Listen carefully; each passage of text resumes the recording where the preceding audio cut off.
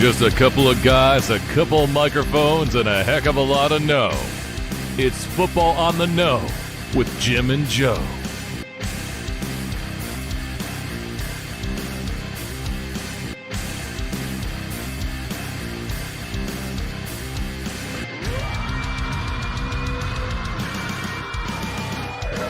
What they say, it's not the X's and the O's, it's the Jimmys. All right, what's going on, everybody? Welcome to another episode of Football on the Know. I am Jim McPhee. Along in the corner there is Cody Cook, and alongside of me here is Joe DeCapita. What's going on, Nodos? Welcome back for another edition of Football on the Know Show, our sixth season. Yes, it's the beginning. It's what was it? first. Last week is our first week. This week is our second week, and we're getting right into the offseason, and there's a lot to talk about. If you're new to the show, if this is your first time ever hearing of us, well, welcome aboard. Become a member, become a know-it-all. You can do that real simple. Head over to YouTube and hit that subscribe button. Hit that notification bell to let you guys know when we go live. You can also follow us on Facebook as well. But the more the merrier. Bring your friends, family members, everybody you can think of that loves to talk football. Yeah, absolutely. It's been pretty nutty this offseason. A lot of different signings here. People moving and shaking. The news going out about, Aaron Rodgers still hanging, looming, and all that stuff. But we got some few topics we want to talk about here. And some stuff came out early this week on Tuesday about Lamar Jackson. Now, somebody representing him had come out and said, hey, he's not completely sold on just staying with the Baltimore Ravens. He's looking elsewhere possibly. And, he's open to negotiations. Let's talk and stuff. And now today there ended up being a memo released by the NFL saying, nah, I don't think so. You can't be doing this. And they actually named a said person. And his name is Ken Francis. They said in the memo that Ken Not Francis, believable. who appears to be Jackson's representative, you're not permitted to speak to him because he's not a member of the NFLPA and he's not certified, Fake by news. them. So it's just funny that this comes out here like this, and the fact that it's sprinkled out here, and Lamar Jackson said, yeah, I don't even know what this is. This is lying, blah blah blah. Right. Yeah. But it sparks people's interest again too, because everybody's got to get on that thing and say, oh wait, maybe he can come to my team. What do we got? Who where would he fit? What's the best spot here? People are instantly thinking, teams that might need a quarterback right now. Panthers have been moving and shaking, maybe, and the Falcons, but Lamar Jackson, again, a lot of people not really talking about him so much. So I think that's what maybe some of this is, just trying to spark interest, because he's silently one of those guys who's kind of, been at a standstill with this negotiation here on this contract with the Baltimore Ravens and not getting a long-term deal done here. And he's even threatened it at one point, maybe I'll sit out or whatever, So this is more stuff that's drama that's thrown onto this whole situation. What do you think about this so far here, Joe? There's really nothing to talk about. I mean, unless it's coming directly from Lamar, because he's his own agent and his mother is also with him. God help him.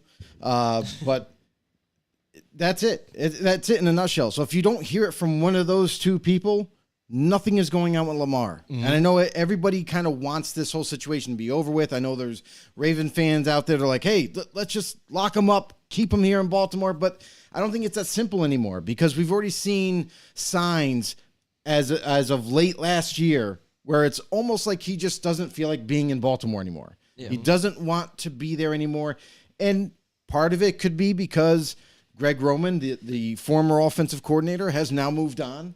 And the offense is going to be a little different. There's going to be similarities with Todd Monken, who just recently got hired.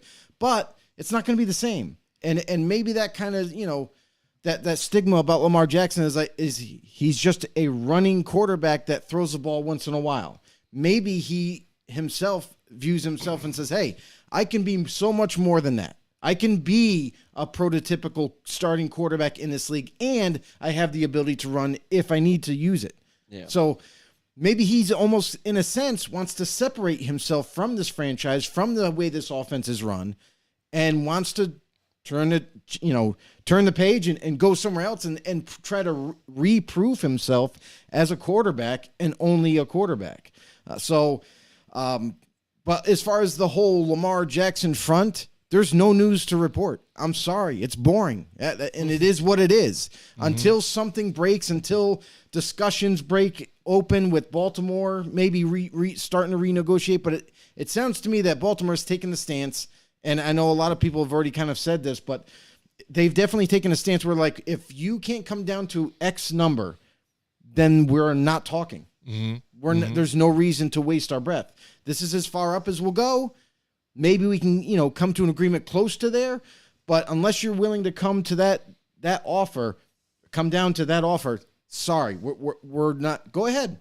See how great it is out there in the offseason. Go ahead. Work out a trade. Work out a new contract somewhere else, cuz guess what? It ain't going to be what you're hoping it's going to be. Yeah, I think the Ravens are in kind of a weird spot with it because we've seen, Lamar put out the report of they offered only 3 years, 133 fully guaranteed. So it shows they're offering these shorter contracts because Lamar is similar to when you don't want to give long-term contracts to running backs. With how much he runs, there's the potential for injuries year in and year out, and he's already showed last season the start of kinks in the armor, start of the potential injury plagues that could start to come up going forward. So I don't think this is going to be going anywhere anytime soon. Something cool to maybe look forward to. Look forward to in the future would maybe be, I could see him being a potential backup plan if that Jets-Rodgers trade falls through. You can quote me on that when it maybe happens, but for now, not much else to say. Know-it-alls. Yeah, and that would be interesting. Imagine after this whole drama that's being stretched out here with Aaron Rodgers and them stockpiling some picks here and getting that collateral up, and it doesn't go through here. Now all of a sudden, if Lamar Jackson is available here to be, and then now the Ravens could potentially get those draft picks and whatnot to try and move on. But as far as that front goes, there's no way it falls through. There's just no way. The Jets and Green Bay are so deep into the conversations and everything, it's bound to get done. The Jets have already taken precautions and signing players that Rodgers wants there. Yeah. You know what I mean? So it's too far into the whole negotiating period to end or fall through. Yeah. And the fact that Lamar Jackson, if he was to, let's say, just for example, if Rodgers, something happened crazy, and they like, okay, well, now what do we do? Because there's no free agent quarterbacks out there that are available as starters. Matty Ice. Lamar Jackson, right? Well, the problem with Lamar Jackson is the Jets cannot afford him at all, not even come close. They can barely afford Aaron Rodgers right now. So for them to try to be in that mix and try to get Lamar, that just won't happen.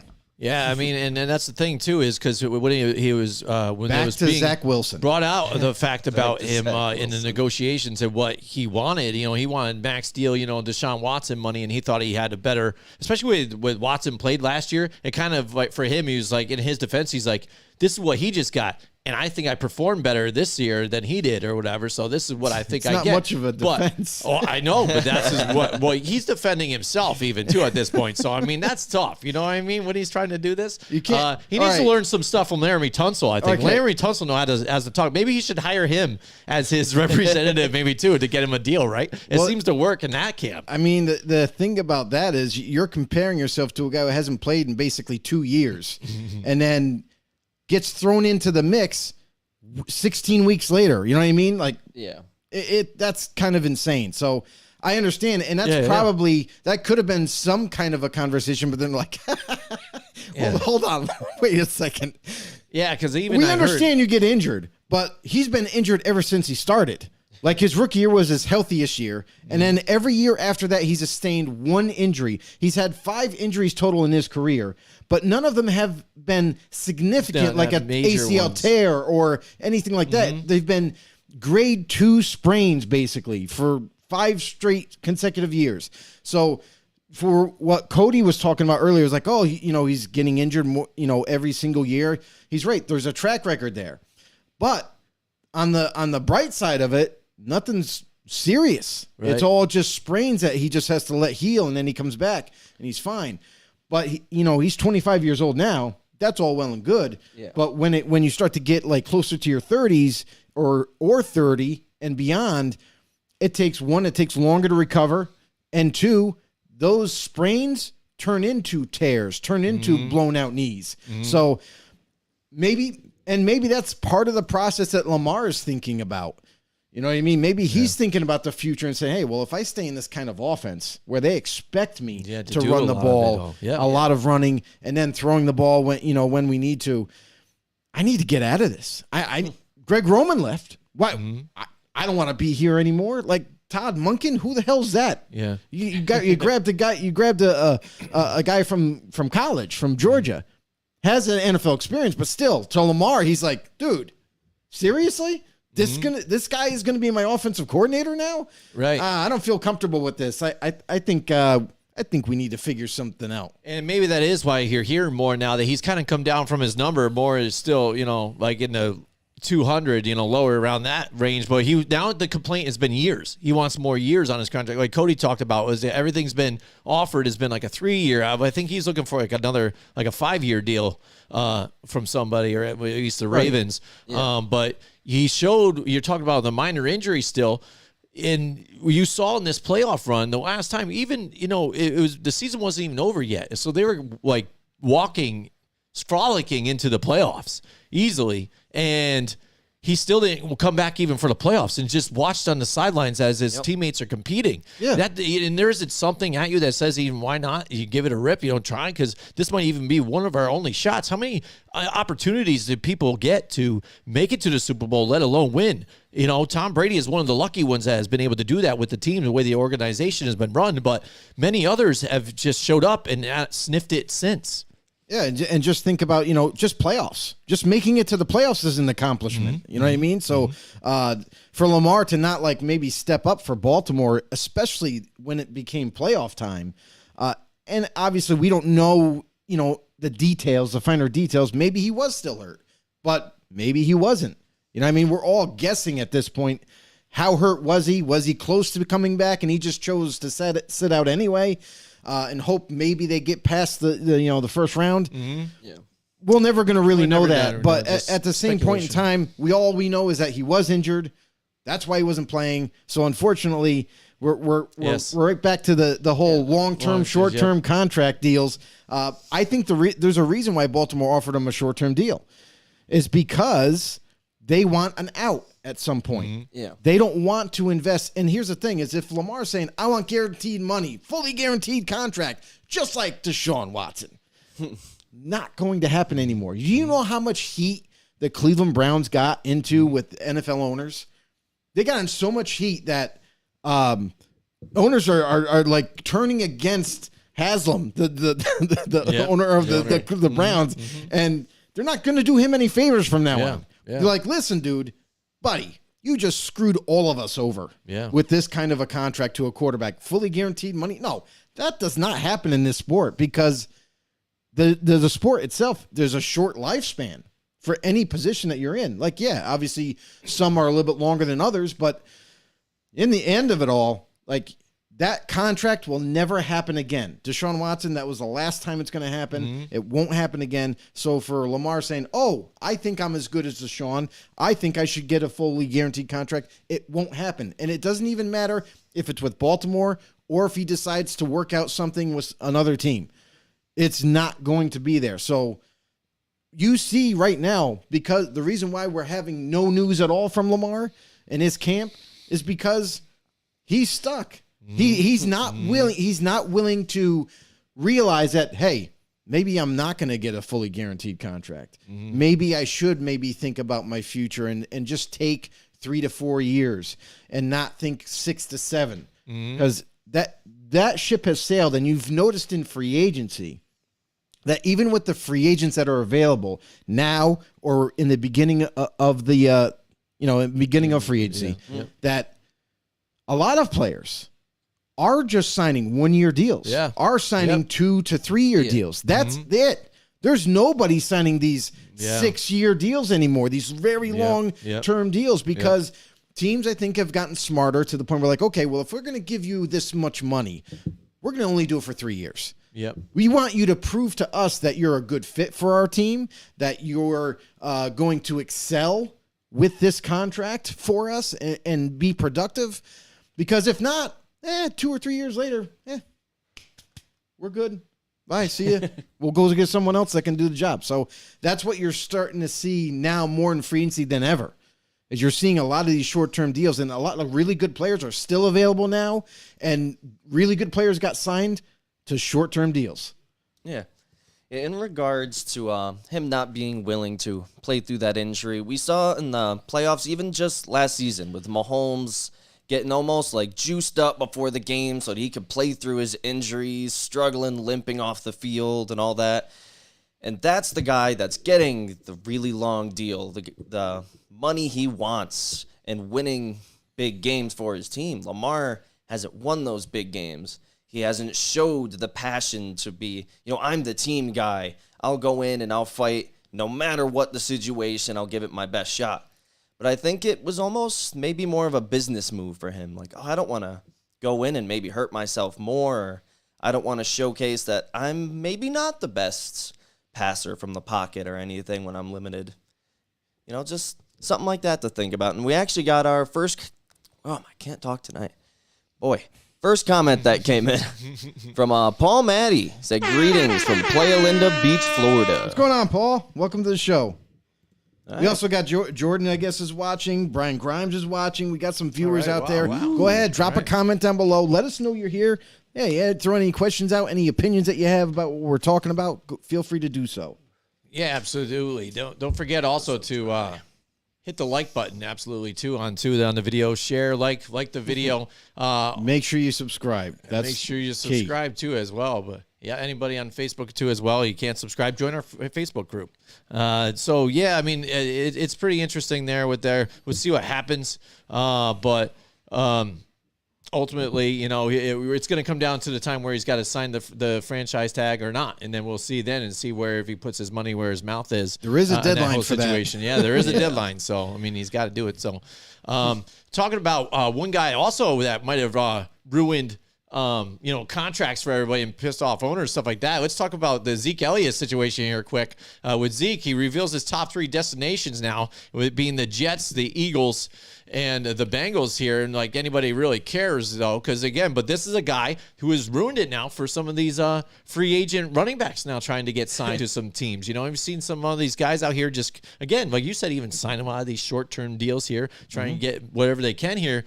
While they can, because nobody's buying in on that whole thing. They're not investing in the running back situation. You see the New York Giants. Luckily, they did the deal and got it set up with Daniel Jones, so then they could just put the franchise tag on Saquon Barkley and then maybe negotiate and work out a team-friendly deal. But coming out right into free agency, it seemed like Saquon was not about that. And he was trying to get his money, and now you're going to see where that situation plays out.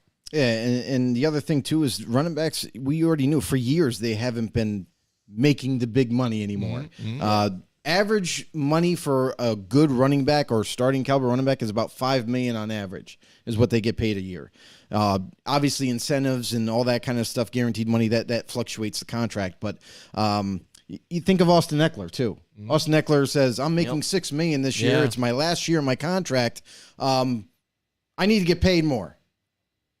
What? You're not. Listen, Austin he's the most Eckler, underpaid, like right? Yeah, he's the most underpaid over everybody, right? Yeah, is that what he but said? here's the Something thing: Yeah. is you're a very versatile running back. You're a really good running back when healthy, because you're also a guy that hasn't been the healthiest, and now you want more money than $6 million, which is pretty much the average of what everyone's getting paid. I don't see it ever happening for him. I know that the Chargers have also said, like, okay, if you can find a trade, go for it. If you're unhappy with the contract right now, yeah, we'll work out a new deal in the future. But right now, no, we're not going to do that. Yeah. So you think of running backs like Zeke, and for him to say Eagles and Bengals, 2 out of the 3 we got right last week. We said those 2 teams, but the Jets we didn't see coming as maybe a landing spot. Especially you got the young kid there. I mean, You got 3 good running backs. The Jets it just they don't need anymore. it just doesn't make sense there for the Jets. But who knows what they're gonna do? They don't have a lot of money, so that's one thing where I think they might be out unless he's willing to take a 1-year prove it deal where it's like $2 million or $3 million. That's the only way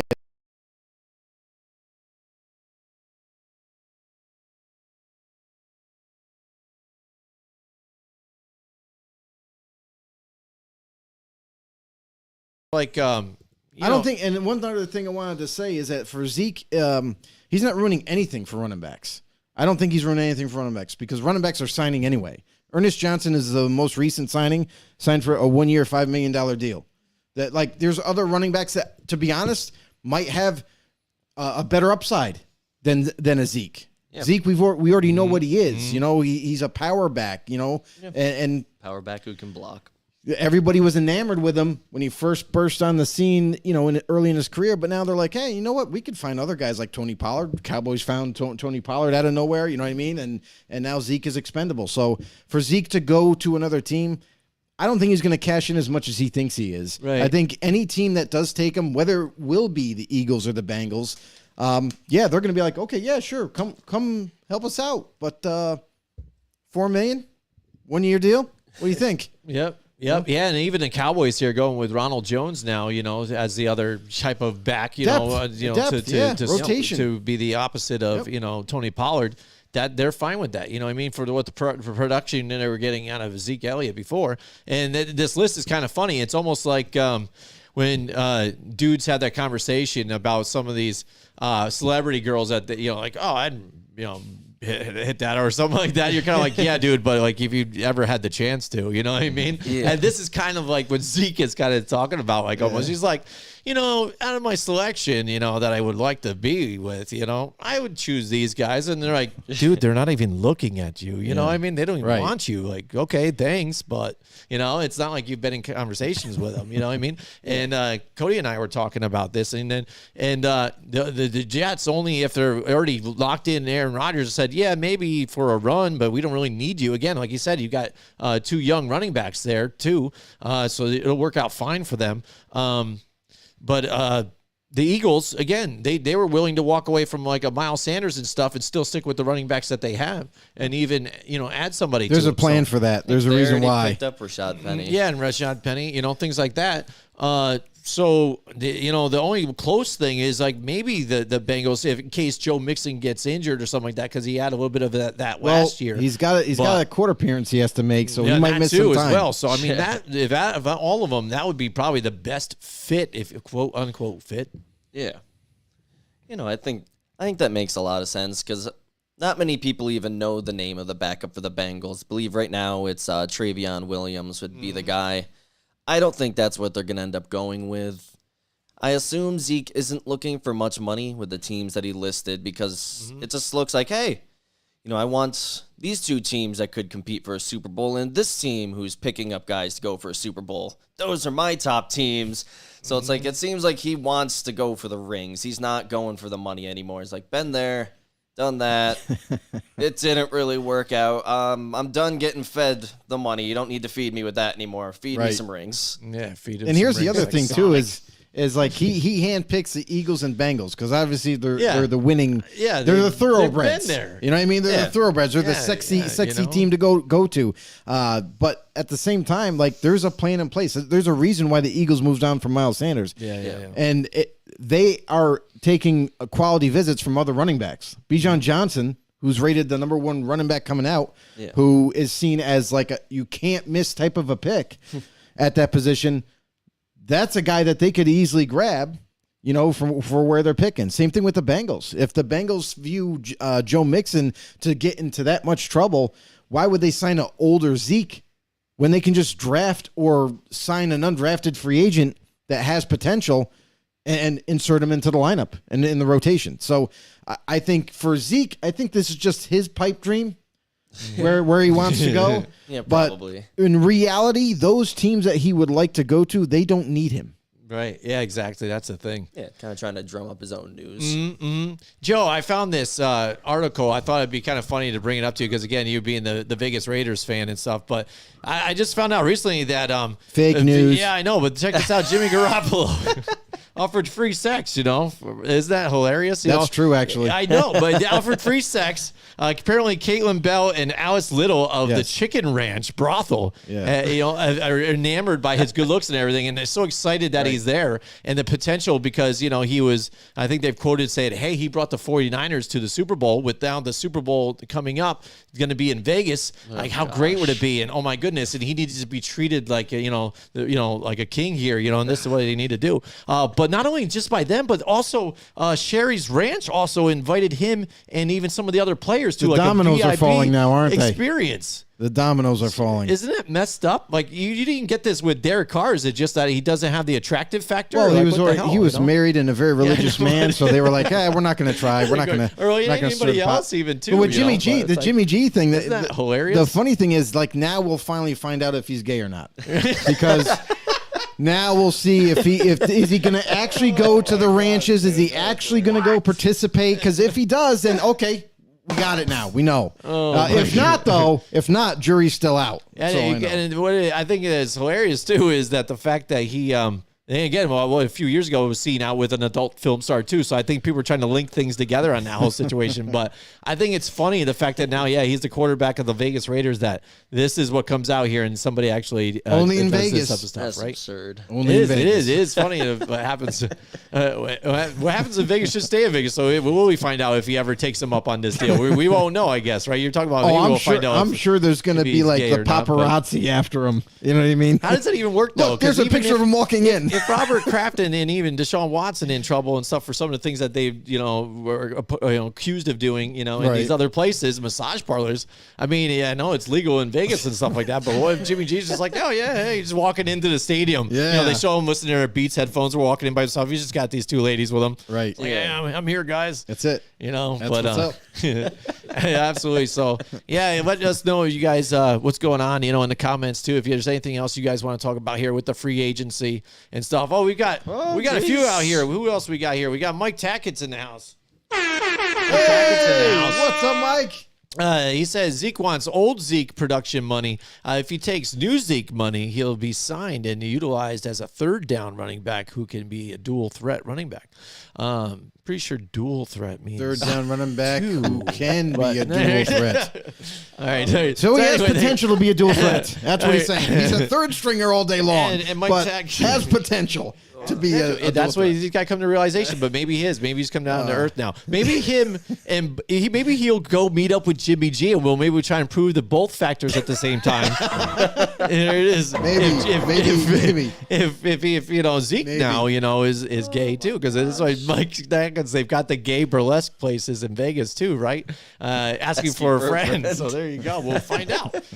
Asking for Jimmy G? Is that a question for Jimmy G? And that's the thing, this was posted, like Joe's talking fake news. TMZ's out there and all this stuff, so they're going to probably be all over this. This can be entertaining. Absolutely as well. We had talked about it earlier, but we'll bring it up here again. The fact that this has been an ongoing thing with the Aaron Rodgers thing, him coming out of the darkness cave here in the Jets, talking about negotiations, what they're going to give up here. I think that some of the things that we could maybe discuss here is, the fact that they go out and get McCole Hardman, which I think is a great pickup for the Jets. Absolutely. We've already heard the demands that, Aaron Rodgers wanted. So they get added on the tail end possibly if this all goes down. But McCole Hardman, and then Cody and I had talked about it and said, so one of these things got to fall. Elijah Moore is going somewhere. Maybe if he's going in that trade or not. But now, once they got McCole Hardman, there you go. The Elijah Moore thing happened. So now it seems like now they're loading up on picks and they're trying to find that value that maybe the Packers were asking for on this whole deal. But is it going to be too much in this whole deal for either team, to give up? I'm sure the Packers don't really care so much, but how much is too much to give up for an Aaron Rodgers, probably for a short amount of time for the Jets? First round pick, way too much. First round pick, easy. You cannot give up a first round pick for Aaron Rodgers. And I think it looks like they're doing more. And I think that's what the stipulation is between both teams. I feel like they're like, oh yeah, we're definitely going to work on a trade with you guys, but the Jets are like, no, we don't want to give up our first round pick. Second round pick is still kind of pushing it, and you got to remember, he's not in his prime. He's 39 years old. He's at the end of his career. He questions himself every single year for the last 3 years whether he's going to retire or play another year. And you see it that he's got 2 years. I think, is it 2 years left on his contract? Yeah, I believe 2 years right now. 2 years left on his contract. He could play 1 year and say, "Yeah, I think I'm done. You get the trade done and over it. Yeah, I think I'm done. What'd you give up? Well, we gave up a little too much. You know what I mean? So I think if you're a team taking a risk on Rodgers, not only do you have to take on that crazy guaranteed money in his contract right away, but then to give up whatever compensation you agree on, if it's a lot, then you lost both ways. You got your cap sucked away from obtaining the player in Aaron Rodgers, but also you gave up draft picks to help build the future. So if you're going to only have Rodgers for one, and let's just say he does play 2 years. Yeah. Let's just say he does commit to playing 2 years. That's only 2 years. He's not the future. You still got to find the answer again. If you're bailing on Zach Wilson, you're like, all right, well, he's not our guy. We got to move on from him. He's not our guy. We're bringing in Rodgers. Rodgers will give us a spark right away, and then maybe we can find a quarterback maybe this draft. Maybe we can find a quarterback in next year's draft. Yeah. But that's a big maybe because you might not find your quarterback the next 2 years, maybe 3 years. So the plan going forward is not valid. Like, unless you're ready to win now, if you're a team that says all we need is a quarterback, we can win and maybe win a championship. Then you do the deal. But for the fact for the Jets, yes, they got a really talented defense, really good defense, but they got some pieces on offense that they're putting together. It's starting to look like something. You add Aaron Rodgers, does that boost your chances to win? Absolutely. But is it going to get you over the hump? Is it going to be enough to do it right now and make a push for the division? Now make the playoffs. Now push deep into the playoffs. Are you going to be able to make a Super Bowl run? No. I don't think you are right now at the current state that the team is in. I think they're going to win more games, obviously. I think they'll be competitive in everything. Could they win the division? Sure. It's a close division now. Yeah. Maybe he puts them over the top. But long term, if you're trying to build this team right, Robert Saleh, if you're trying to make this thing last a long time and not short, then Rodgers isn't the answer. But right now, you don't have any other options. So they're just stuck right now. Yeah. Yeah, I think it's been a little weird in the situation from the start because the Jets have been doing so good in the last couple drafts, getting a lot of big young guys coming in. You got High Sauce caliber Gardner, draft picks, Garrett Wilson. Like, they're hitting on a lot of these picks, and then all of a sudden it's like, yo, let's get Rodgers. Like, we're ready. We're ready right now. And I'm thinking maybe the issue with the compensation is they might be willing to give up a first, but if I remember correctly, they wanted 2 firsts when they first said what they wanted for him. That was being reported from other reports. Yeah. That wasn't directly from them. Like when you hear the press conference from Gutekunst and everything, he even said first round pick would be nice, and that's kind of what we're shooting for. But at the same time, like they're willing to hear what people have to offer and see where the conversations go. So I kind of steer away from that first round pick thing. It could still happen, but I think that's giving up too much for a guy that you're not really sure what you have when you get him. Yeah, because everybody can say, "Yeah, I'll play for 2 years, no problem." They play for a year. Man, I got beat up last year. Jesus, I'm walking with a limp now. I think I'm done. You know what I mean? So it's the unexpectation of not knowing the future of the guy you're trying to obtain. Yeah, and your theory looks pretty legit at this point. Because what we've seen from Aaron Rodgers in the last couple seasons, he's sitting there hosting Jeopardy and saying whether I'm not sure if I'm going to come back. Well, I think he's better than the guy they have now. I just can't buy in on the guy they have now. That's his calling right now. I think he's too straight, narrow, like, I don't know, boring. Too serious. It's no Alex Trebek, but I think Aaron Rodgers had some character to it. But you weren't sure then. And then, the whole song and dance, give me some attention. All right, sure, I will. Now he comes out of the cave and out of the darkness. He says, I was fully content with retiring. I was 90%. 90%. And That's now, that's a lot of percentage now right you there. hurt my feelings. So now I feel like I have to play. And then he heard that he might Yeah, get traded to the Jets. He's like, yes, I'm in. Yeah, and now so now he's ready to play here. So what happens if things go bad here with the Jets or they don't live up to whatever? You're at the whim of whatever he's feeling that day. You know, all of a sudden he's going to go in his cave again into the darkness and pop out, and he's like, you know what? I feel like a giraffe today. You know what I mean? It's like, what? What are you talking about? You know what I mean? Like, and that's the other thing is the way Rodgers is as a person. Yeah. He's so unpredictable. You don't know what he's thinking It's week tough. to week. And the way he doesn't do OTAs. So if the Jets are hoping that he's got to come in, he's going to learn the offense. Well, you're going to have to wait till training camp. Yeah. Because I don't do OTAs. Yeah. I'm a veteran. I don't have to prove nothing. Yeah. So you guys got to prove something to me. You know what I mean? Yep, and he's even shown with the Packers even to try and grow with young wide receivers. He's like, no. All right, so then you talked about the game plan. Well, you drafted Zach Wilson. He's had opportunities here and there. It didn't look so hot, but it's not like you grab Aaron Rodgers, a veteran, that's going to help Zach Wilson get better. He's already told you a bunch of different times when you bring other guys, I'm not here to help you. He's doing that whole same route that happened with him with, Brett Favre. He's not going to help. You groom a running back or a quarterback here is backup. It's not going to do that. Like you said, it's going to be a short-term lease. And are you really geared to win? I think you have great young talent, and you had a process in place to go, but now you kind of skip to the end. You did this whole skip route. You're like, I'm going to I don't know if I want to wait for this. Well, I'm just going to do this right now. Bang. We just saw the Rams do it. Yeah, boom. Let's just do that. Okay, how's that working? Because you just screwed up your whole plan in your process. Yeah. One, on top of that, how is it relations going to be if all of a sudden things aren't working out and Aaron Rodgers, you've seen how snippy he gets. How's that going to go with a fiery Robert Saleh on the other end on the sidelines? Are they going to start yelling at each other too in the situation here? Epic. Is he going to command, you get your stuff together, this offense sucks, What are you going to get out of this whole thing? It could be a pony song, a song and dance, pony show. And the fact that the Miami Dolphins have even gotten better, and the Bills are still there competing. So it is a tough division to even come out of here. Oh, definitely. And that goes without saying. The other thing, too, that's interesting that is also Jets news is that they're in talks with Odell Beckham Jr.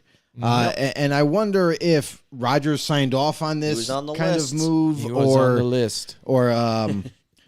But they are in talks. Both sides want to get the deal done, but I'm curious to know if it does happen, what Odell ends up with in terms of contract. Because we all know that asking for $20 million a year was blasphemy. That was ridiculous for a guy that has back-to-back seasons, ACL tears, and now you're saying I'm still a $20 million a year guy. Yeah, what was the number that he had brought up afterwards? Because I know he came out saying that those reports were initially false. Then he's like, "Oh, I actually just want this." Sure. It was like 1 year 6 or something like that. It's like, I just want to play. He's finding that out now. That it's not, no one's going to be paying that kind Why of money. is my phone so dry? Yeah, I'm a superstar. What it is, too, I think maybe too. I think it's to help weed out some of those other teams that might just want to do, again, some of those teams are willing to grab somebody to help them out. We'll pay you, this much, but not. So he's just like, I'll play for you if you give me this much right now. And they're like, yeah, we're out. He's like, all right, good. Because now I want to find the other teams that are really looking for somebody. No, I wouldn't be surprised that he does something like that. You know what I mean? Weed out those other guys. Yeah, because again, people will look at him and be like, oh, he'll go play for the Texans for this much, or whatever. He doesn't want to do that. No, so if he just even if the Texans were willing to give up that kind of a crazy number, $20 million a year, I still don't think he would go there. No. Because there's no quarterback that solidified that job. They're going to draft one. There's a learning curve there. Yeah, I think he's looking for both, a little bit of both. He's looking for a certain number for his contract, but also a situation that he can go into and help the team compete to win. Absolutely. So I mean that stuff is ongoing here too, nonstop. Like we said, it's supposed to be going down and happening. Whatever we keep hearing, but it's just finalizing. Just wait. Issues that are Smile and going through wave, here boys. so far, but. Smiling wave. But the free agency has been pretty crazy. Right now, a lot of different teams moving there places. What do you think about? I know Cody, you had brought up the fact again, some of these D tackles getting paid and stuff like that. But the Laramie Tunsil thing again too. The fact that he has gone out and said, I want to be the highest paid. All of a sudden, people surpassed him, and then all of a sudden he says, "No, I don't think so. I still want to be the highest paid again." And then all of a sudden, he gets the deal done again, and there he is, and he's his own. A guy negotiating the whole situation, and it happened. You look at his career, all of his contracts haven't been long. No, they've been short-term deals for the reason. Yeah. For that reason alone, he was smarter than all of his other guys. Yeah. People that play the game. He's just smarter than everybody. Mm-hmm. Yeah. Really, I mean, that's what it comes down to. He's like, wait a second. He told his agent, he's like, "Yo, I don't want to sign a long-term deal. Let's work on a 3-year deal or something like that. But I want to be the highest paid."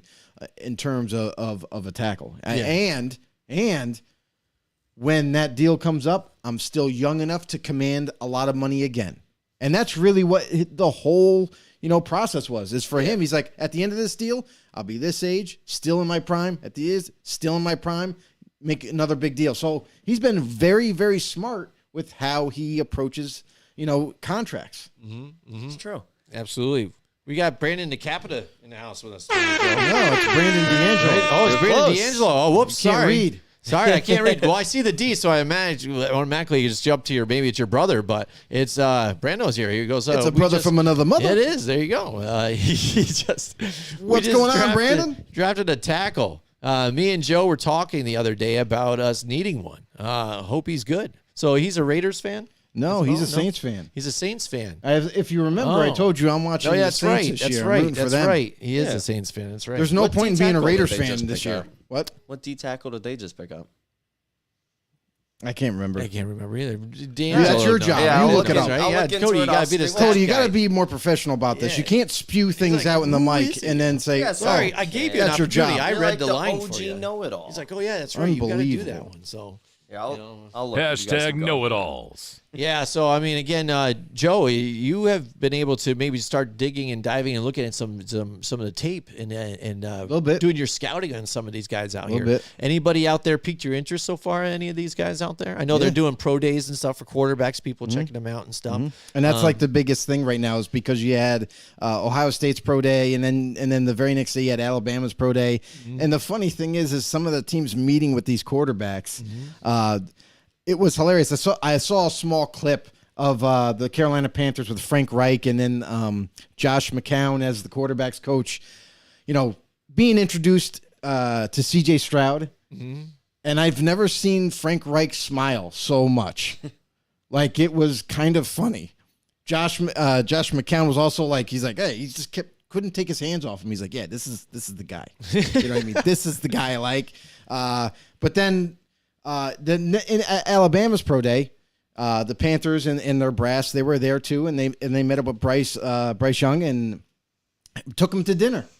Wined him, dined him a little bit, maybe kind of get underneath the helmet, so to speak, a little bit more info on him and how he presents himself and how he goes about his day. So I think Carolina is in on both those quarterbacks. That's something that is not not surprising. Mm-hmm. But I really do believe that I think out of those two, I think they're trying to find a weakness between the two. You know what I mean? Right now they're trying to decipher which one of these two guys are the guy for us. Which one do we think that will fit our system best, and which one do we think is going to be better for us in the future? So I think that other than that, like as far as other players, yeah, there's definitely some players that I think of like wide receiver. I think of Jalen Hyatt off the top of my head, a kid from Tennessee, a guy with a lot of speed. He's got size. He's got hands. He runs good routes, not great routes, but good routes. And a guy that's made an impact for that team. Obviously, he had his quarterback, Hendon Hooker, who's also a draftee this year, who I really do love his game. Mm-hmm. If I would say that if he did not get hurt, and he would be in this top 3 conversation with these other 2 quarterbacks, hands down. But Jalen Hyatt is a guy that I really like. I love his game. I like where he could take his game in the NFL, because when you go from college to the NFL, with the coaching and the training and everything that's available to you, you're only going to get better. So for Hyatt, I think he's one of those key players to watch for come draft day. If you're in need of a receiver, he's definitely a guy that I have a first-round grade on. Other than that, really love the kid from Ohio State in Jibba, Smith and Jibba.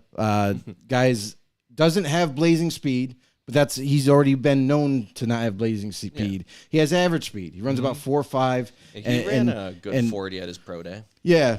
You know, what was it? 4.4, 4.48, something like that. 4.48. Which is pretty good. It's nice. About average, but we all knew that he wasn't a blazer anyway. Right. But what we do know is he's arguably the best route runner in the draft. Like nobody runs routes like him. That's why has huge separation, has sure hands, is definitely a difference maker in the middle of the field. So those two guys, I could go on, but we'll get to that. And as far as I would say this though, like I brought up a couple receivers, but as I'm looking at other receivers that they're trying to hype up, like Addison there from USC. I'm sorry, I'm not drinking the Kool-Aid. That guy to me is being hyped up too much to the point where I feel like some team, we'll find out who on draft day, is going to make a mistake and draft him. Not that he's a bad athlete, but he just, to me, doesn't have the overall attributes that you would need to play wide receiver in the NFL. You know, a little slower than I would like, definitely smaller. And that's kind of a concern for me. Like if you're coming from college to the NFL and you don't have the frame to build it and get bigger, that's a concern. So that's where I see Addison is. I the frame thing bothers me. And other than that, there's plenty of defensive players to have this draft. We're going to get into that as we get closer to the draft. We'll have our draft special. We'll talk about each position groups. We'll give you our top 10 of each group. But other than that, like I would say that the receiving weapons as a core coming into this draft is weaker than normal. There's a lot of average wide receivers that you can find. So a lot of complimentary. Yeah, guys. like if you're looking for an elite guy, you're definitely going to have to take like a guy like Jalen Hyatt. I think is going to be tremendous. He'll definitely be a number one in for a team. Not as big of a fan. Peanut Gallery, shut up. But you know, overall, like there's those wide receivers for the most part are just all average, and that's kind of a concern if you're a team that is in need of a number one or a need of a. You can find speedsters, but I just don't see a lot of them becoming number ones. I think that's even sometimes in this offseason what we're seeing, or the free agent period. You're seeing some of these guys get grabbed up here and there too, because maybe they're not sold on some of the wide receiver, or they're just planning on getting them in later rounds, like dropping back, and they're more concerned on maybe trying to pick up some of the defensive players here, or some of the linemen, you know, what they want to shore up their team. Talking about teams that are active though too, of the teams out here, Cody, like who's the team I think that's done the most probably in free agency for you, and that not only is most active, but probably has done the better job out of anybody right now at this point? All right, so I'm looking at teams that have been getting a lot of value by just getting guys on the cheap, you know, good players, starters. I've been looking at how the Seahawks have kind of been doing under the radar. You know, they got a new starter in Julian Love. I believe they also grabbed Devin Bush to lead their linebacking core. You know, they've been making a lot of moves, you know, re-signing guys they need to and strengthening that defense as a whole. You know, them got the Lions. They've been going crazy in their secondary, really getting that defense away from being the NFL leader in points given up. You know, they ended the year so good. So to see them upgrading the roster, they have a lot of picks. I'm really excited to see what the Lions could do this next season. Those are just the two teams that just jump out to me immediately so far.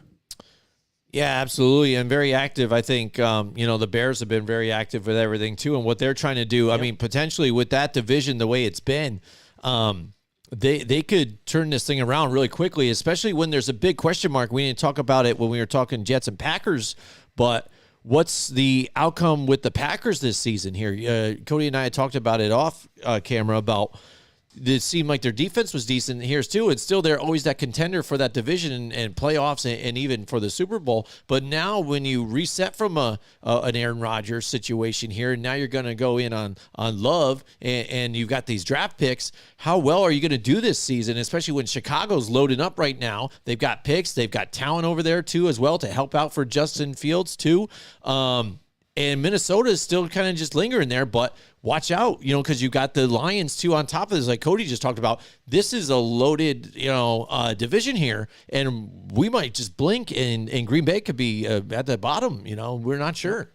And that's the thing too, is like, I know there's a lot of fans for the Packers that are excited about the move to transfer to Jordan Love. Yeah, because but here's the other thing too, is look in the past, temper your expectations a little bit.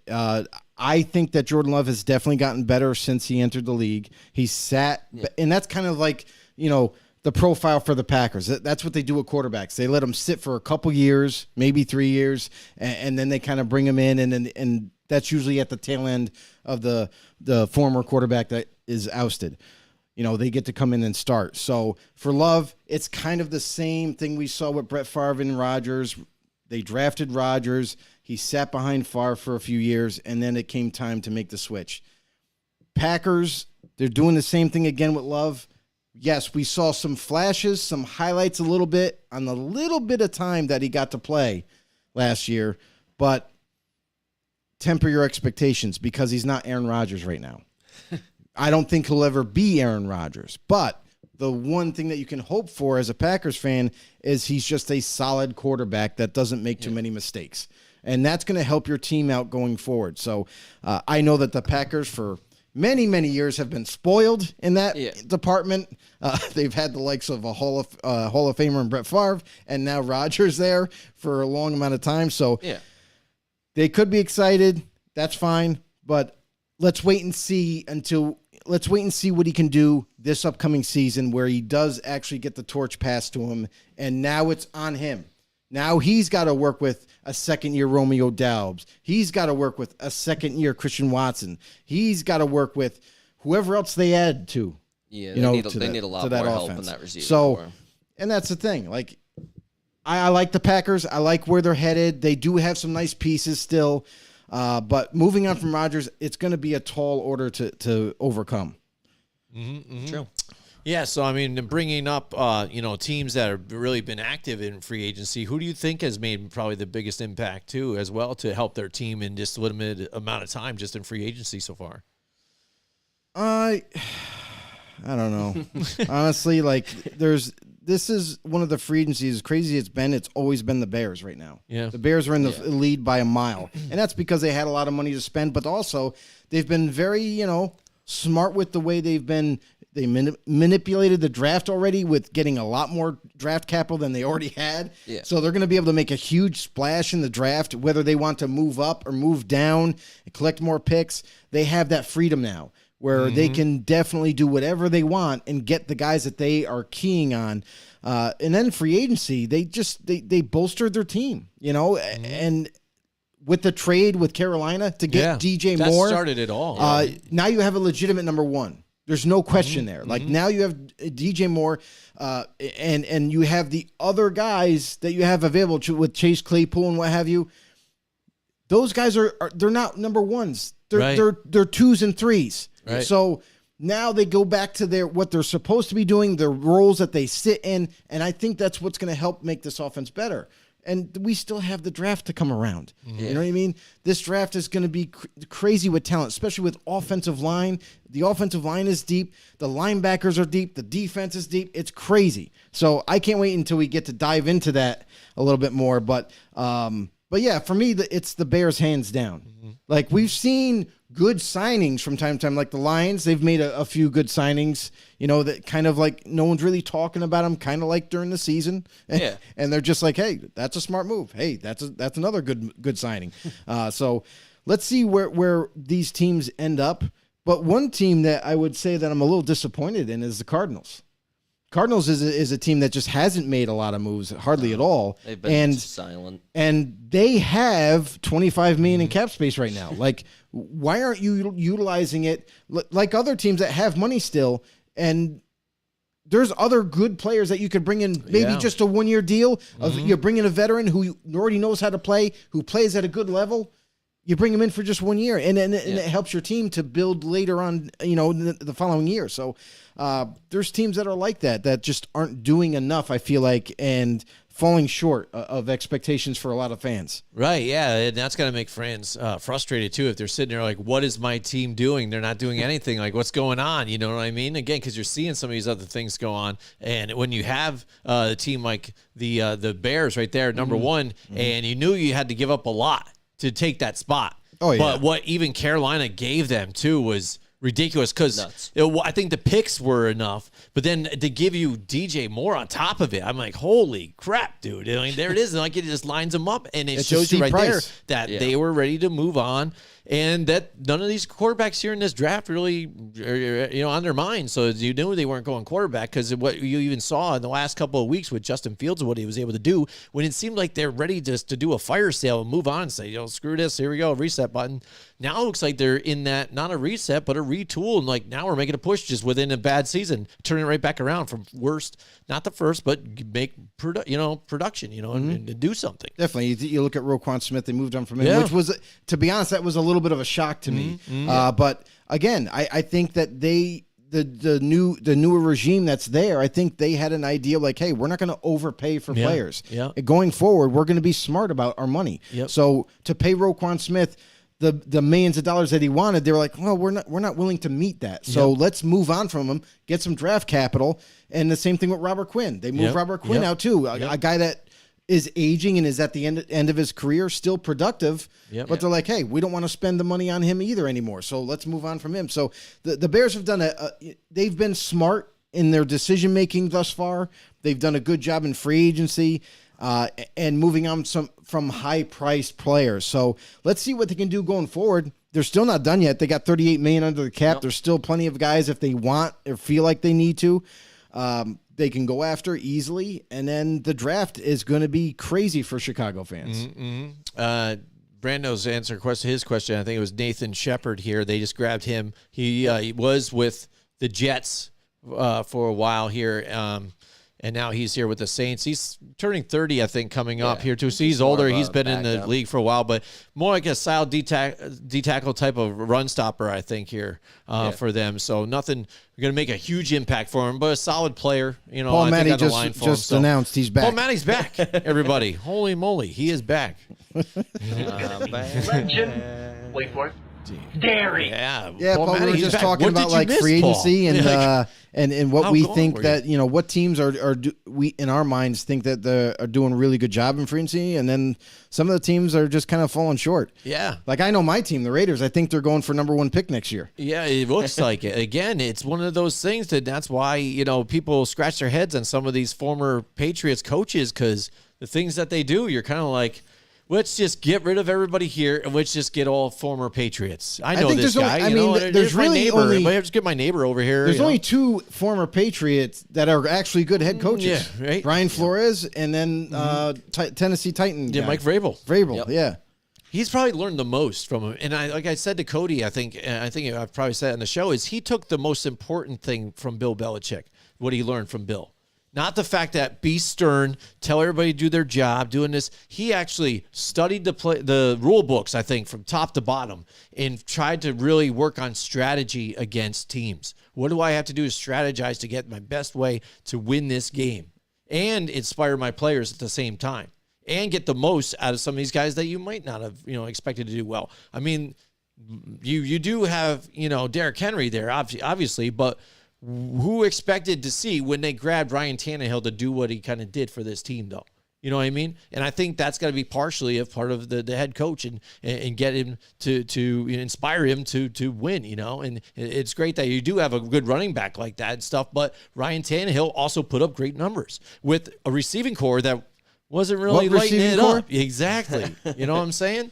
And that's the thing Patriot-esque. Too. Like, I mean, well, the funny thing about that is they signed Robert Woods last offseason. Bobby Trees. And hoping that he would be, kind of like a little bit of a spark. But he was on the field, but you never saw him. Yeah. So I don't know. That just didn't work out. Yeah. But then they draft Treylon Burks, and he comes in as a rookie, and you're already trying to expect him to be something that he maybe not even ready to be. Is that starting caliber receiver. And yeah, he was thrusted into the lineup. He showed some flashes. He got some plays and he made some plays. But at the end of the day, that's not going to help win games. You didn't have a real receiving core. And their offensive line was putrid. It was terrible. There was no protection half the time. And that's why they're running so much, is because they're like, well, we can't pass block, but maybe we can run block.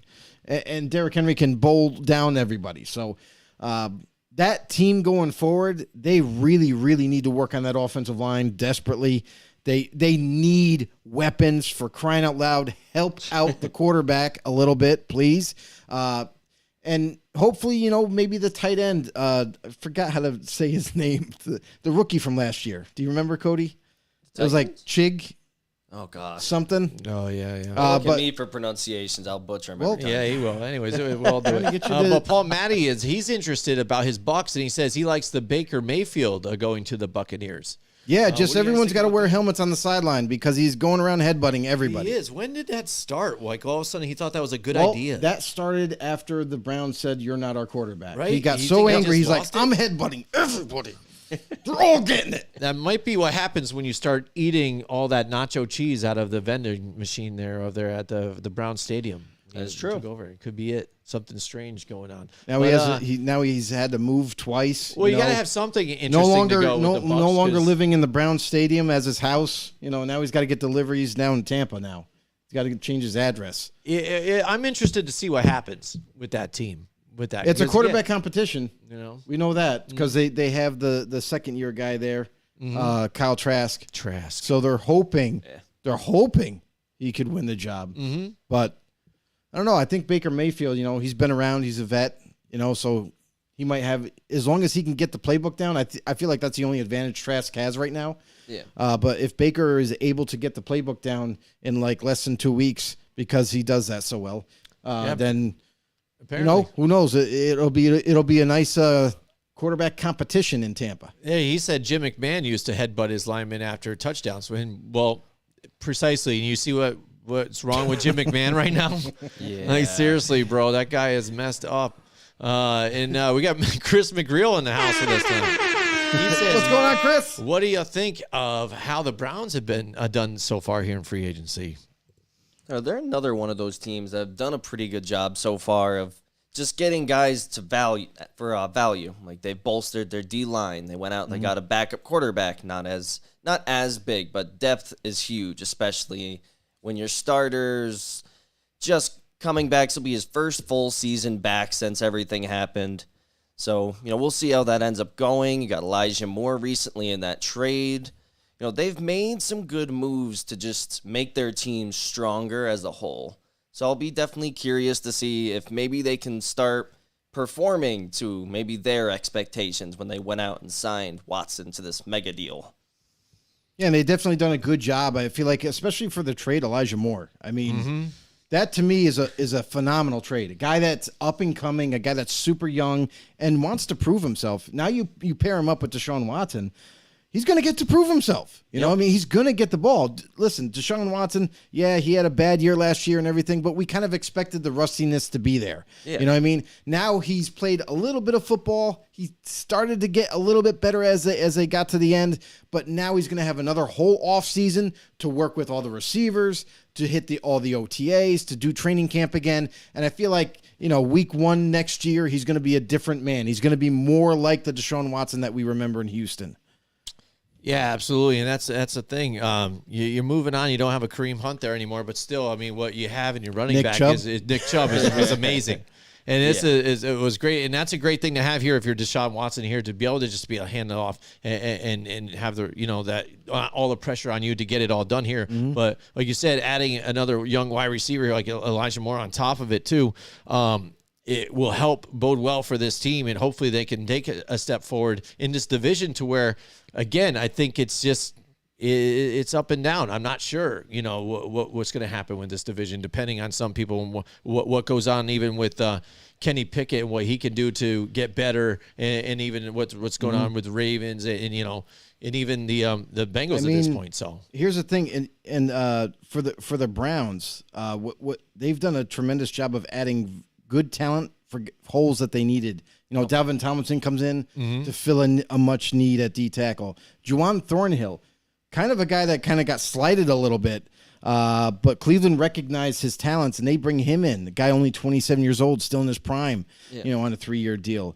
Agbanaya Okoronkwo for D-end from Houston. Yes. This is a guy that's kind of a little bit of a sleeper in free agency. They end up landing him to replace Mr. Clowney boy. Yeah, Clowney, yep. Then you like Cody mentioned, Jacoby Brissett was the backup, quarterback. He ends up going to Washington. But they also bring Jordan Atkins, which I think is an interesting signing. A guy formerly of the Houston Texans. He comes over to be that number 2 tight end, or at least now you can do dual tight ends with Njoku. And, Sion Taki, they re-sign him. A guy that, honestly, he's been with Cleveland, but he's like one of these unsung heroes on the defense where you hear his name from time to time during the broadcast, but the guy's a really good linebacker. So it was key to bring him back. Other than that, they also bring in a guy like a depth piece in Tristan Hill, a guy formerly of the Arizona Cardinals, a guy that can be in that rotation for them and help out. Also Anthony Walker Jr., who I cannot believe was out in free agency as long as he was. Honestly, guys are a hell of a middle linebacker, and the Colts moved on from him. Then the Cleveland Browns jumped on him. They bring him back for another 1-year deal. Another short-term deal. So it's crazy how often this is going to transpire, obviously, in the future off seasons where a lot of guys are signing these short-term deals, so they're jumping around team to team half the time. There we go. We actually got another comment coming in from Paul Maddie. So what do you guys think of the Jags offseason moves? Or I guess more in this case, it's a little more lack thereof. They've only made a couple signings. They've re-signed a handful of guys, but even the guys they've picked up, it's, back up here, back up here. Yeah. There's not a lot there. I think the only guy who might play is, Roy Robertson Harris. It's the only guy they've picked up so far that's probably going to be in the lineup. Other than that, they got Dearness Johnson, a good backup. Not someone who you're going to be see jumping off the screen or making huge plays for him. But I mean, we saw a little bit about Johnson in Cleveland. When he got his opportunity, he really shined. Well, yeah. He shined immensely. So he's definitely going to be part of that rotation. And I feel like that's a big need now in today's NFL. You need 2 running backs. Yeah. You can't just go with the feature back guy. Like, I know Tennessee keeps trying to push that with Henry, but Henry is going to start getting banged up, and quite honestly, we've seen it already. Yeah. And it's going to come to a point where he might get a serious injury. Now, what do you do with your offense? You're gearing it all around Henry, but if he's not there, what do you have? There's not much there. Yeah, and my question mark for them, too, is what are you going to get with Calvin Ridley? You know what I mean? Because, again, a guy who, wasn't sure what he wanted to do, and play, come back to the game and play, but then all of a sudden got in trouble with the gambling situation and stuff too. That was so bogus. But I mean, it's and so what do you expect out of this guy? What are you going to get? I'm not sure. And then that's the guy you go for, in free agency right away. I mean, you did have some other guys. I think even if they added Adam Thielen on the cheap, or you pair him with Zay Jones and Christian Kirk on there, it's a nice cheap little, addition to you, get a veteran there with you, and it's a nice move without not having Marvin Jones with you anymore because they moved on from him. I mean, the thing with that is they're looking at youth movement right now. Calvin Ridley, he's still young in his prime. He's going to return healthy, and he's going to be really good. He's going to be Pro Bowl-ish. That's and it's only going to be it's going to and it's going to be up to Trevor. Really, Trevor Lawrence. Look at Christian Kirksey. He had a really good year, really good year. Now you put in Calvin Ridley to that lineup, and now you got a complete roster. Zay Jones, everyone's gonna laugh at Zay Jones, but Zay Jones sneakily had a very good season. So it's like you're adding another He piece. Distributed the ball a lot last season. I thought You get Calvin Ridley to come into this lineup, and now it's not like, oh, we only have to worry about Christian and Zay. We could probably handle him. Now you put in Ridley, and it's like some of the defensive coordinators are already, especially in that division, they're already keying on him as a potential guy where we really need to make sure that we know where he is at all times, because he can be dangerous. We've seen him in Atlanta, and yes, he's had some time away for various reasons, but I fully expect, because the guy is still young, still in his prime, he's going to work his tail off to prove to everybody in the NFL that he's still the same athlete he was. Yeah, this could be a terrifying offense, especially if we can see him keeping that same kind of chemistry with Evan Ingram as well in that offense. So, you'll be able to see Ridley, Jones, Kirk, and Ingram all out there at the same time, and then they still are good in that backfield now, having multiple running backs who can come in and power it up the gut, who can catch passes, who can run outside. That's going to be a scary offense. Last year, we all knew they'd move forward. We weren't, but they took a couple big steps. We could maybe see them take even bigger steps this season, push into the playoffs, maybe try to win a playoff game or two. I don't want anything past that, but we've seen weirder things. We still have the draft to see what kind of moves they still are to make. And that's the thing, is that, we all knew that this team was still building their roster. Yeah. And with Doug Peterson, in 1 year, what he was able to do is amazing. Incredible. So let's just see. I'm excited for the Jaguars to see where they're headed now. They have this offseason, and they have the draft. So let's see if they can hit on some of these picks. I know there's a couple guys that they brought back, in a guy by the name of Andrew Wingard, the safety. Yep. A guy that they really like, had a really good year when he was in the lineup. And, those are the type of guys, him and Arden Key. I feel like Arden Key is a good signing for them. A guy that they can use off the edge and rush off the edge like he was with the Niners. He had his best year of his career last year with the Niners. Obviously, you're like, oh, yeah, he was with the Niners. Of course he did. But no, in terms of production, this guy hasn't done squat until he signed with the Niners, where he was absolutely free and was utilized the right way, what his strengths are. So I feel like the Jaguars are going to do kind of the same thing with him and rush him off the edge when on passing downs. I feel like it's a good another really solid signing for this team that's still building. Yeah, and again, another division to where it's a kind of opposite of what the other ones I talked about, where the other ones seem like they're getting stacked and it's close. You're not sure what's going to go on. I have question marks still with now the Colts under new management and everything, and still looking for a quarterback situation here. And the Titans, what are they going to do too this year? Are they going to try and fix what the debacle that they had? Texans looks like they're trying to make some moves here to try and rebuild. So. It looks like it's the Jags division to kind of lose at this point with the way if they perform anything like they did last season. So, and it shows you how bad the Urban Meyer was too. And, right? you bring up Tennessee. Well, Tennessee's lost some veteran help. Bud Dupree was a guy that was. I know he got injured, but when he was healthy for them, that defense was cooking. That defense was really good. We still don't know what's going to happen with Kevin Byard. Kevin Byard refusing a pay cut. What does that mean for them going forward? Are they just going to be like, okay, fine, you refuse a pay cut? All right, well, then I guess we have to suck it because we just got to deal. We just got to deal with it now. You know what I mean? So usually when that happens, when you refuse a pay cut, the team looks to move on from you. The team looks to either trade you or find some way they can if they can cut you, they'll cut you.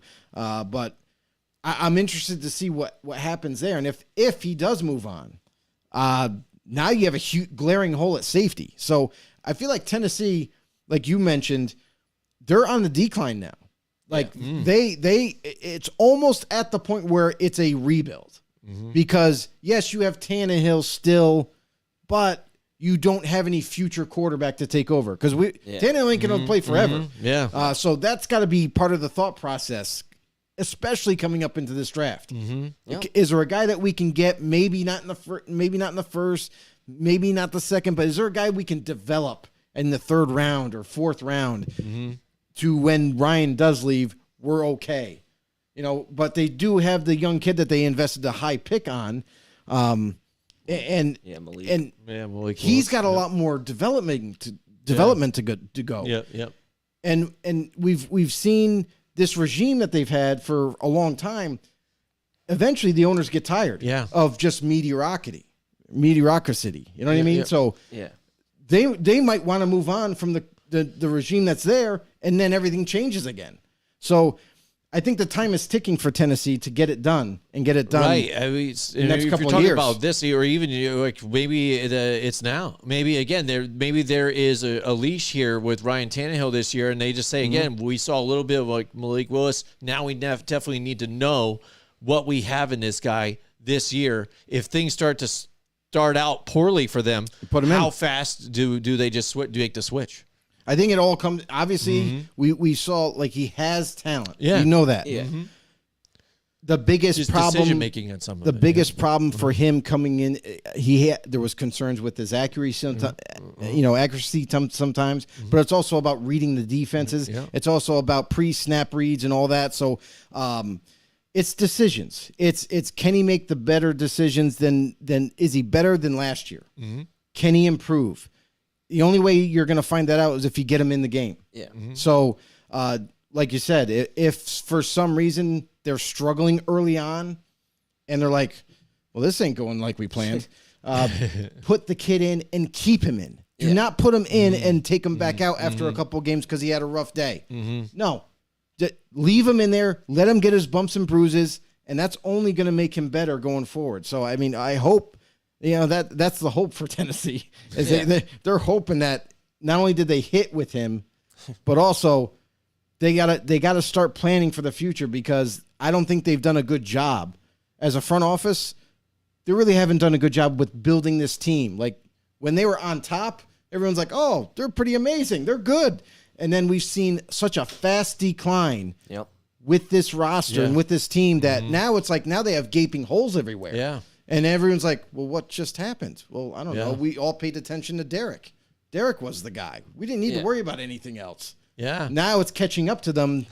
And the who fact knows? that they did have, AJ Brown and Julio Jones at one point to try and get them on the same field together and things, and that was kind of their like, let's go all in, let's do this. We got this veteran with us, and boom, it didn't work out, and then AJ Brown trade, and then boom, and then you saw what That happened was it. with the outcome of that. That started right there. and there it Started was. a quick down. Yep.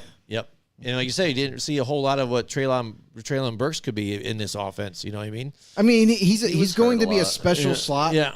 He's going to be a special slot receiver for them. But if they're thinking anything like Yeah, he's going to be a anything number other, 2 yeah. or a Yeah. number 1, that's not going to happen. Yeah.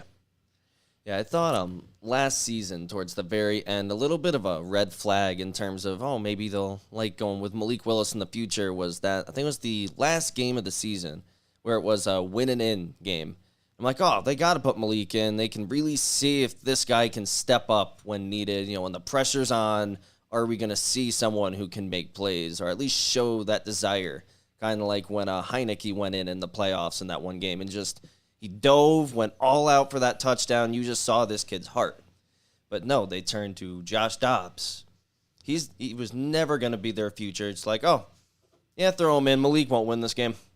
It's like, I don't like that. Yeah, that's right. I remember that too, and it did. It left a bad taste in my mouth too. It's kind of like, why? Why is this dude? He's down here? obviously the worst option. Yeah, like they want You're to make not sure third we string lose for this nothing. one. Yeah. They're like, God, screw it. We're just gonna make sure we lose this one. I mean, and that's the thing too, Cody, is like you give him more experience. You know, Yeah. Give him a chance. Even a real if he chance. fails, Yeah. even if he fails miserably, Yeah. give him a chance and let him do it. And here's the thing: is like we saw Willis coming into this NFL that we have here.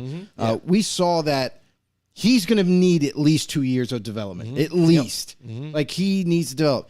He has all the natural abilities in the world, but when it comes to the processing, the IQ on the field, that's what needs to be further developed. They do that, I think they're going to be okay. He's going to be pretty good, but until that happens, that's where it's going to be. It's going to be a longer process.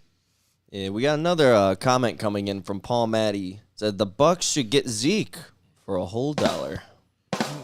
Yes. Oh, they're not on the list of 3 though. Sit down. Yeah, he's not. They didn't make They the could list. be. They didn't make the list. They don't have Tom Brady there, so be. it's not going to be there. So who knows? But again, is he going to be one of those guys that's going to be like, whatever, I'll settle for this then just to keep playing? It's going to happen. Don't know. Yeah, we'll see. It's eventually going to happen. I think what's funny, too, if you look at this free agency, I think this season, too, I still see a lot of decent talent out there, too, that can be at least somebody that somebody can look towards before the season starts. Like, say, hey, after cuts are made, after this is all gone down the draft, who can we add in here that's still hanging here?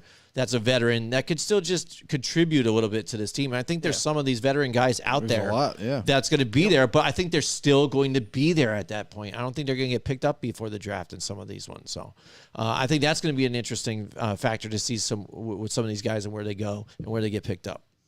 Yeah, I could see maybe a team like the Giants, if they can't get, let's say, like an interior lineman that they want, if they want an actual center, not Ben Bredesen going forward. Maybe we'll hit up a veteran. I think Ben Jones is still out there. Rodney Hudson, he's still out there. So you got quality veterans you can bring in if you want to be like, hey, Jones, you're our guy. We're going to protect you as best possible. We're not going to throw Ben Bredesen and maybe train another guard to play center and have that be the guy snapping you the ball all season. We've done that before. Because that won't go well. We've been there, done that. Please don't do it again. Mm-hmm. Yeah, absolutely. So that's something to look forward to this offseason. Joe, again, we were talking about it, Cody and I, the draft will be coming before we know it. But this season, again, we do this right before the season starts, before the draft starts. You know that it takes that 3-year window to develop that quarterback and that, or that player, things like positions. Yeah. We're going to take a look at the 2020 first-round draft and see how some of these guys, if they're hits and misses, and there's a star-studded, type of guys in here, and it's going to be up and down. The 2020 draft, make sure you guys sit tight for that in the next coming weeks, but we're excited to talk about it. There's a lot more stuff that's going to go on in this offseason. We appreciate you guys chilling with us here tonight. Make sure if you haven't yet, make sure you like the video. First of all, like the video. Subscribe to the channel. Hit the notification bell too as well. Let us know that you're out there, and also comment too. Not only just hit the subscribe, the like, the notification, but also comment on the videos too as well. And like always, after the live shows, we will be posting them the next day after to the YouTube. Make sure you guys can go back and check the videos and watch them again. And more to come this season. Season 6, Joe. It's exciting. We're here. A full season with Cody. We added him at the tail end of last season. But now we're gonna have a full season with Cody. So that means him involved in the picks too as well. It's gonna get crazy, and I'm excited. Definitely. And also, anywhere you get your podcasts, iTunes, Spotify, you name it, we're there. Make sure you follow us. Bring us along throughout your daily, and you can listen to our lovely golden voices every single day. All right, that's it for us. We'll see you guys next time. Join us next week from 8 till 10 Wednesday night for more Football on the Know with Jim and Joe.